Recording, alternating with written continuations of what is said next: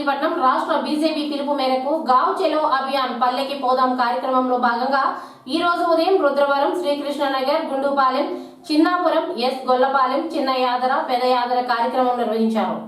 Assembly convener పోడిశెట్టి Balaji, rural మండల అధ్యక్షుడు BV రామారావుల ఆధ్వర్యంలో కేంద్ర ప్రభుత్వం గ్రామ ప్రజల కోసం ప్రవేశపెట్టిన పథకాలను గురించి పూర్తిగా తెలియజేయడం జరిగింది. అంతేకాకుండా రైతులు, మహిళలు, సర్పంచ్లను కలిసినప్పుడు వారు మాట్లాడుతూ మోడీ అనేక మంచి పథకాలు ప్రవేశపెట్టారని అన్నారు.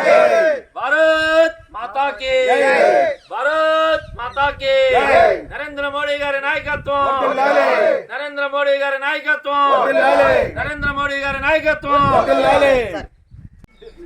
పంచాయతీలో అభివృద్ధి జరుగుతుంది. ఈ రోడ్డు మాది కాబట్టి ఇప్పుడు మేము చెప్పేదంటే భవిష్యత్తులో పార్టీని భారతీయ జనతా పార్టీని బలపరచండి. అది ఎంపీకి నుంచి ఉంటారో వ్యక్తులు ఎమ్మెల్యే నుంచి ఉంటారో తెలియదు, ఎవరికి ఇస్తాడో పార్టీ పరంగా బలపరచండి. ఎందుకంటే ఒక రూపాయి కూడా ఖర్చు పెట్టడానికి మనకు గత 15 ఏళ్ళ అధికారం ఇచ్చాం, 15 ఏళ్ళ అధికారం ఇచ్చాం. చాలు, అలా విశ్రాంతి అవసరం. ఇప్పుడు మీరు ఇక్కడ తీసుకున్నారు, వాళ్ళని ఇంట్లో కూడా విశ్రాంతి తీసుకునే అవకాశం కల్పిస్తున్నారు.